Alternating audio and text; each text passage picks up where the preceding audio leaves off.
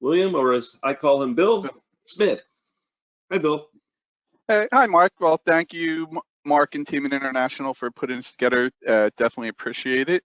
Just take a brief moment to introduce myself.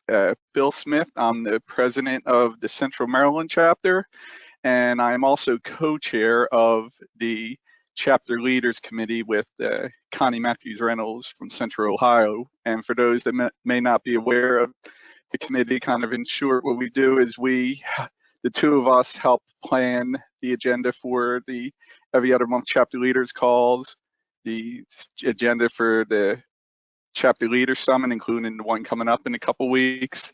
And then we also kind of serve as a point of contact for, chapters that, have any issues, questions, concerns, and they're looking to kind of interact with other chapter leaders. When those sort of inquiries come up, they'll get filtered to Connie and myself initially, and then we can kind of work to either give them answers ourselves or get them in contact with other chapter leaders that would be in a position to help them. And I've been in that role now for about 2.5 years. Is when we think right before COVID is when the committee was first established.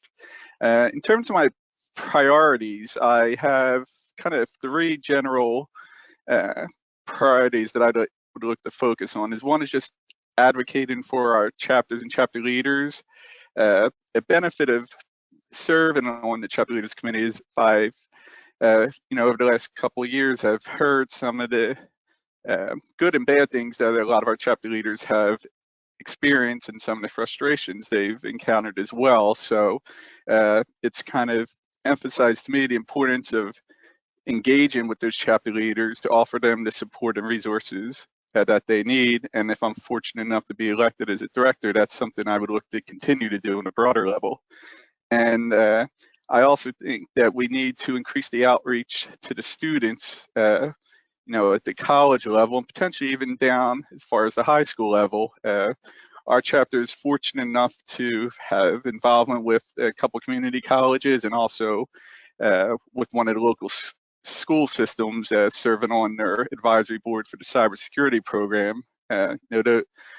Those potential members are the future of our organization, and I think it's to our benefit to help get them interested in cybersecurity and remain interested and get them to join the organization and and hopefully become leaders in the profession and perhaps the organization as well. And then I think the last priority is just highlighting the benefits and value of membership.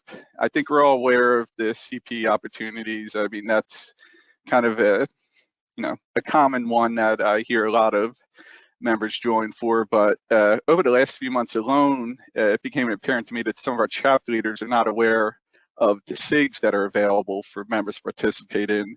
And so I think, and some of the SIGs are large and fantastic and provide a lot of value. So I think we need to do a better job of kind of highlighting some of those benefits, to our membership so they are aware of them and can take advantage of them. And well, tell us a little bit about your vision for the future of the ISSA International. Sure. My vision kind of ties into my priorities, but the kind of one part of the vision I see is bringing in younger blood. I think one of the common threads from all the candidates here is we're all seasoned professionals, have been in the field for a number of years, decades in some cases, and almost, potentially as long as being as part of ISSA. So I think it behooves us to try to engage some of these younger crowd, get them interested in this field so that because they're going to become the future of our chapter. If we don't start bringing in kind of that younger crowd, it's ultimately going to catch up to us, because I don't think we're not getting any younger here. So I think we need to focus on bringing in that younger crowd and just increasing the interest in the cybersecurity field, just because, as we all know, there's more positions out there than there are people to fill them. And I think that alone says, kind of highlights the need for us to increase the interest level there. And then the other part of the vision is I think we need to kind of listen to the chapters and our chapter leaders and help provide them what they need. I think one of the things that I think kind of maybe falls through the cracks at times is, in leadership positions, we kind of all have our own ideas of things we want to add, improve, and whatnot. But I think ultimately we have to remember, as leaders, either both at the chapter and international direct level, that we need to kind of keep in mind the overall membership, and we need to understand what they need, and then kind of implement, some of the things that they're asking for and looking for as part of the overall vision, which ultimately, again, will help increase the value of the organization and hopefully increase the membership. Thank you, Bill. And a final question. I think you've touched on a few things, but what's the most important thing to improve on the ISSA?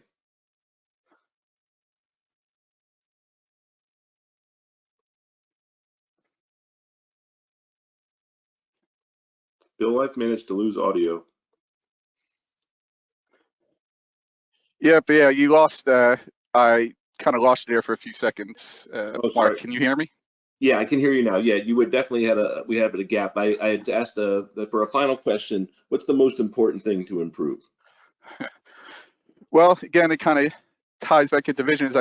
I think the most important things we have to remember, we have to listen to our chapters, our chapter leaders. Again, not to kind of re-emphasize that point, but I think that's, even at the chapter level, I've kind of seen that where sometimes just in the course of what we're doing, we just kind of ultimately forget we're there for the members. Without the members, we don't have the organization. So if we just continue going off doing what we think everyone wants, it's ultimately not going to get us in a great place. I think we need to make sure that we listen to our members and help provide them the support and the resources they need to succeed. Otherwise, as we saw over the course of the pandemic, we ended up losing a few chapters that got shuttered for one reason or another, and ultimately that's not good for the organization at all. So I think we just need to ensure that we listen, to our members and provide them what they want as part of the overall kind of implementation of vision for the organization. Excellent. Well, thank you so much, Bill. We have time if there's any questions for Bill, and if not, as with the other candidates, I will make sure that you can get a hold of them.